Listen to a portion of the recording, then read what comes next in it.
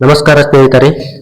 ಇವತ್ತು ನಾವು ಒಂದು ಮಾವಿನ ಹಣ್ಣದು ಬ್ಯಾನ್ ಆಗಿದೆ. ರೀಸೆಂಟ್ ಆಗಿ ನಾವು ನ್ಯೂಸ್ ಪೇಪರ್ ಅಲ್ಲಿ ನೋಡ್ತಾ ಇರಬಹುದು. ಸೊ ಇಲ್ಲಿನ ರೈತರಿಗೂ ಒಂದು ದೊಡ್ಡ ಸಮಸ್ಯೆ ಆಗಿದೆ. ಸೊ ಏನಂತಂದ್ರೆ ಜಪಾನ್ ಮಾವಿನ ಹಣ್ಣು ಬ್ಯಾನ್ ಮಾಡಿದ ಒಂದು ಆಫ್ಟರ್ ಒಂದು 20 ವರ್ಷ ಆದ್ಮೇಲೆ. ಸೊ ಏನಕ್ಕೆ ಮಾಡಿದ್ದಾರೆ ಅಂತ ನಾನು ಈ ವಿಡಿಯೋದಲ್ಲಿ ನಿಮಗೆ ಕ್ಲಿಯರ್ ಆಗಿ ಹೇಳ್ಕೊಡ್ತೇನೆ.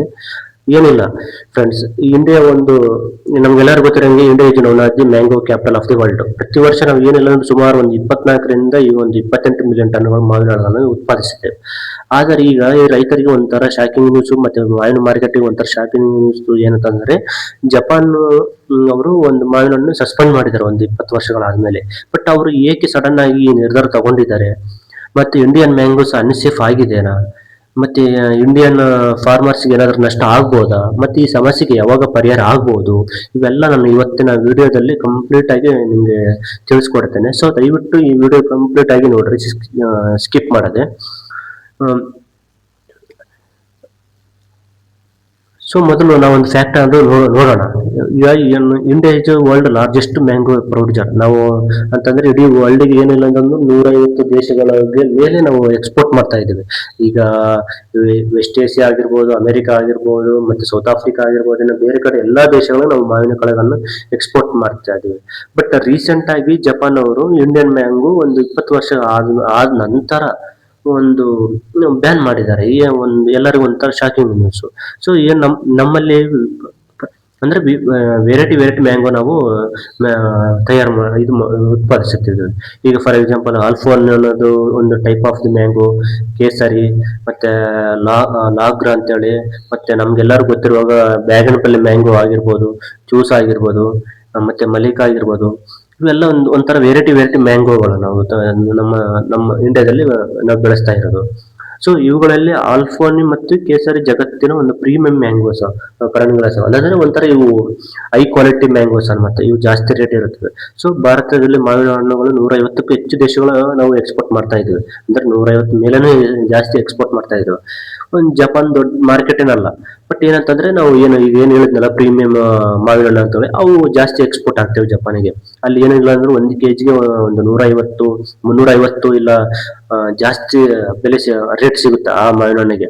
ಸೊ ಅದಕ್ಕಾಗಿ ಎಕ್ಸ್ಪೋರ್ಟಿಗೆ ಒಂಥರ ಜಪಾನ್ ಮಾರ್ಕೆಟ್ ಬಹಳ ಇಂಪಾರ್ಟೆಂಟ್. ಬಟ್ ಈ ತರ ಸಡನ್ ಆಗಿ ಶಾಕಿಂಗ್ ಬಂದಾಗ ಎಲ್ಲರೂ ಸ್ವಲ್ಪ ಕನ್ಸರ್ನ್ ಫೀಲ್ ಆಗ್ತಾ ಇದೆ. ಎಲ್ಲರೂ ಸ್ವಲ್ಪ ಶಾಕಿಂಗ್ ನಲ್ಲಿ ಇದ್ದಾರೆ, ರೈತರಾಗಿರ್ಬೋದು, ಮಾರ್ಕೆಟ್ ನವರು ಮಾವಿನ ಮಾರ್ಕೆಟ್ ನವರು ಆಗಿರ್ಬೋದು. ಬಟ್ ಆಕ್ಚುಲಿ ಏನಾಗಿದೆ ಅಂತೇಳಿ ನಾನು ಹೇಳ್ತೀನಿ ನೋಡಿ. ಫಸ್ಟ್ ಅವರು ಒಂದು ಜಪಾನ್ ಇಂದ ಒಂದು ಟೀಮ್ ಬರುತ್ತೆ, ಕ್ವಾಲಿಟಿ ಟೀಮ್ ಅಂತೇಳಿ. 2026 ಮಾರ್ಚ್ ತಿಂಗಳಲ್ಲಿ ಜಪಾನ್ ಒಂದು ಕ್ವಾರಂಟೈನ್ ಇನ್ಸ್ಪೆಕ್ಷನ್ ಅವರು ಇಂಡಿಯಾಗೆ ಬರ್ತಾರೆ. ಇಂಡಿಯಾ ಬಂದು ಒಂದು ಉತ್ತರ ಪ್ರದೇಶದಲ್ಲಿ ರಾಜ್ಯದಲ್ಲಿ ಒಂದು ರೆಹಮಾನ್ಪುರ್ ಒಂದು ಸ್ಥಳದಲ್ಲಿ ಅಲ್ಲೊಂದು ವೇಪರ್ ಹೀಟ್ ಟ್ರೀಟ್ಮೆಂಟ್ ಒಂದು ಪ್ಲಾಂಟ್ ಇರುತ್ತೆ, ಫೆಸಿಲಿಟಿ ಇರ್ತದೆ. ಅಲ್ಲಿ ಹೋಗಿ ಅವರು ಜಪಾನ್ ಕ್ವಾಲಿಟಿ ಟೀಮ್ ಅವರು ಒಂದು ಚೆಕ್ ಮಾಡ್ತಾರೆ.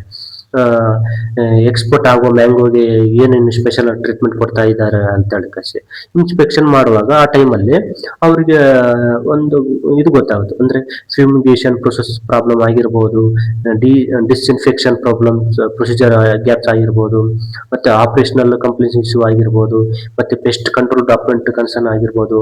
ಸೊ ಇವರಿಗೆ ಇದು ಈ ಕ್ವಾಲಿಟಿ ಇನ್ಸ್ಪೆಕ್ಷನ್ ಮಾಡುವಾಗ ಇವೆಲ್ಲ ಸ್ವಲ್ಪ ಡಿಲೇಗಳು ಕಾಣೋದು, ಮತ್ತೆ ಗ್ಯಾಪ್ಗಳು ಕಾಣೋದು, ಒಂಥರ ಪ್ರೊಸೀಜರ್ ಅರ್ಥ ಆಗ್ತಾ ಇಲ್ಲ ಅವರಿಗೆ.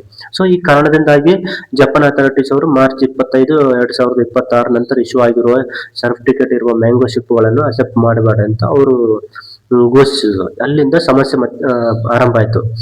ಅಲ್ಲಿಂದ ಎಲ್ಲರಿಗೂ ಒಂಥರ ಶಾಕಿಂಗ್ ಆಯ್ತು.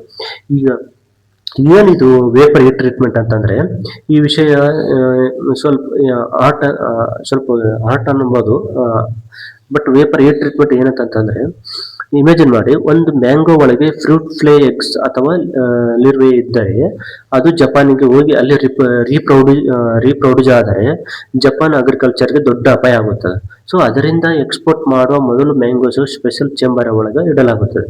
ನಂತರ ಕಂಟ್ರೋಲ್ನ ಏರ್ ಮೇಲೆ ಮಾಡಿ ಬಳಸಲಾಗುತ್ತದೆ. ಸೊ ಫ್ರೂಟ್ ಟೆಂಪರೇಚರ್ ಒಂದು ನಿರ್ದಿಷ್ಟ ಮಟ್ಟಕ್ಕೆ ಹೆಚ್ಚಿಸಲಾಗುತ್ತದೆ. ಇದರಿಂದ ಫ್ರೂಟ್ ಫ್ಲೇ ಎಗ್ ಸಾಯ್ತದೆ, ನೀರು ಡಿಸ್ಟ್ರೆಸ್ ಆಗುತ್ತದೆ, ಮತ್ತೆ ಪೆಸ್ಟ್ ಎಲಿಮಿನೇಟ್ ಆಗುತ್ತದೆ, ಮತ್ತೆ ಫ್ರೂಟ್ ಕೆಮಿಕಲ್ ಫ್ರೀ ಆಗಿರ್ತದೆ. ಈ ಪ್ರೊಸೆಸ್ 12ರಿಂದ ಒಂದು 48 ಗಂಟೆ ಒಳಗಡೆ ನಡಿಬಹುದು. ಈ ಜಪಾನ್ ಅವರಿಗೆ ಈ ಪ್ರೊಸೆಸ್ ಬಗ್ಗೆ ಒಂದು ಜೀರೋ ಕಂಪ್ಲೇಂಟ್ಸ್ ಪಾಲಿಸಿಯನ್ನು ಫಾಲೋ ಮಾಡ್ತಾ ಇದ್ದಾರೆ. ಅಂದ್ರೆ ಅವರು ಈ ಪಾಲಿಸಿನ ಅಂದ್ರೆ ಈ ಪ್ರೊಸೀಜರ್ನ ಅವ್ರು ಅಕ್ಸೆಪ್ಟ್ ಮಾಡಲ್ಲ. ಸೊ ಅವರು ಅದಕ್ಕೆ ಈ ತರ ತಗೊಂಡಿರ್ಬೋದು.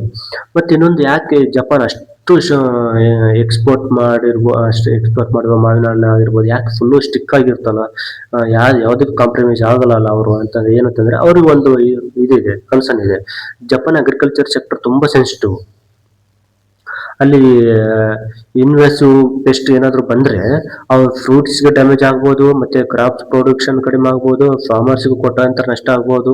ಸೊ ಅದರಿಂದ ಜಪಾನ್ ವರ್ಲ್ಡ್ ಸ್ಟಿಕ್ಕೆಸ್ಟ್ ಕ್ವಾರಂಟೈನ್ ಸಿಸ್ಟಮ್ ಅಲ್ಲಿ ಒಂದನ್ನು ಹೊಂದಿದೆ.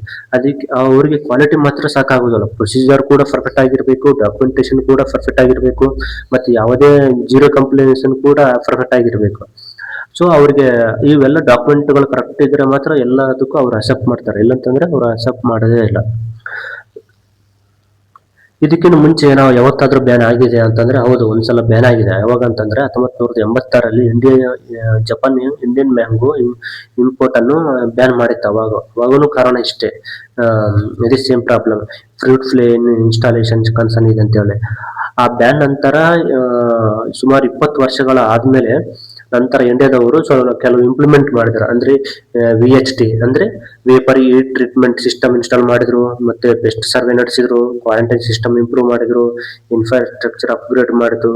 ಅದಾದ ನಂತರ ಮತ್ತೆ 2006ರಲ್ಲಿ ಜಪಾನ್ ಅವರು ಮತ್ತೆ ಇಂಪೋರ್ಟಿಗೆ ಅನುಮತಿ ನೀಡಿದ್ದಾರೆ, ಮತ್ತೆ ಇವೆಲ್ಲ ಇಂಪ್ರೂವ್ ಮಾಡ್ಕೊಂಡ್ಮೇಲೆ. ಸೊ ಈಗ 20 ವರ್ಷಗಳ ಆದ ನಂತರ ಮತ್ತೆ ಸೇಮ್ ಸಸ್ಪೆಂಡ್ ಮಾಡ್ತಾ ಇದೆ. ಸೊ ನಾವು ಮತ್ತೆ ಎಲ್ಲೆಲ್ಲಿ ನಾವು ನೆಗೆಟಿವ್ ಅಲ್ಲಿ ಇದ್ದೀವಿ ಅಲ್ಲೆಲ್ಲ ಮತ್ತೆ ಇದು ಇಂಪ್ರೂವ್ ಮಾಡ್ಕೊಂಡ್ರೆ ಮತ್ತೆ ಅವರು ಏನಾದ್ರು ಮತ್ತೆ ಅನುಮತಿ ನೀಡಬಹುದು ಎಕ್ಸ್ಪೋರ್ಟ್ಗೆ. ಸೊ ಇದರಿಂದ ಈ ಜಪಾನ್ ಅವರು ಮಾವಿನ ಹಣ್ಣನ್ನು ಬ್ಯಾನ್ ಮಾಡಿದಾರಲ್ವಾ, ನಮ್ಮ ಇಂಡಿಯನ್ ರೈತರಿಗೆ ಏನಾದ್ರು ಇಂಪ್ಯಾಕ್ಟ್ ಆಗ್ಬೋದಾ ಅಂತೇಳಿ. ಹೌದು, ಕಂಪಲ್ಸರಿ ಈ ಸಮಸ್ಯೆ ಫಾರ್ಮರ್ಸ್ ದೊಡ್ಡ ಚಾಲೆಂಜ್ ಆಗಿದೆ, ಮತ್ತೆ ಮಾರ್ಕೆಟ್ನವ್ರಿಗೂ ಮಾವಿನ ಮಾರ್ಕೆಟ್ ಒಂದು ದೊಡ್ಡ ಸಮಸ್ಯೆ ಆಗಿದೆ. ಸೊ ಈ ವರ್ಷ ಆಗಾಗಲೇ ಬಹಳ ಹೀಟ್ ವೇವ್ ನೋಡ್ತಾ ಇದ್ವಿ ಇಂಡಿಯಾದಲ್ಲಿ, ಬೇರೆ ಕಡೆ ಎಲ್ಲ ಎಕ್ಸ್ಟ್ರೀಮ್ ಬಹಳ ಟೆಂಪರೇಚರ್ ಇದೆ, ಮತ್ತೆ ಎರಡಿಕ್ ವೆದರ್ ಕಾರಣ ಅಲ್ಫೋನ್ ಪ್ರೊಡಕ್ಷನ್ ಮೇಲೆ ಪರಿಣಾಮ ಬಹಳ ಬೀಳುತ್ತದೆ.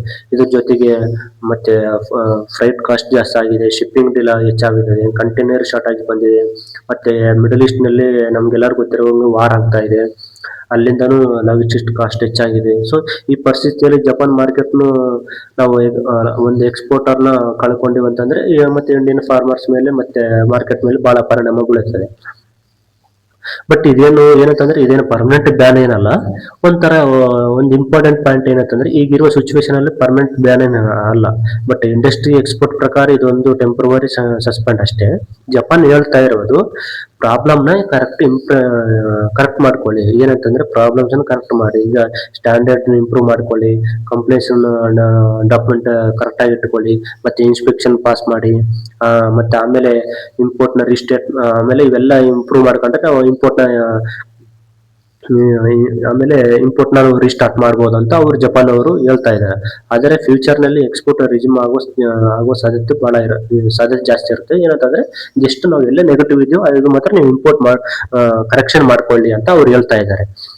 ಸೊ ಫೈನಲ್ ಆಗಿ ಹೇಳ್ಬೇಕಂತಂದ್ರೆ ಇಂಡಿಯಾ ಮ್ಯಾಂಗೋಸ್ ಏನು ಅನ್ಸೇಫ್ ಅಲ್ಲ. ಈಗ ನಮ್ಮ ಮಾವಿನ ಹಣ್ಣು ಏನು ಆರೋಗ್ಯಕ್ಕೆ ಹಾನಿಕರ ಆಗುವ ಅನ್ಸೇಫ್ ಏನಲ್ಲ.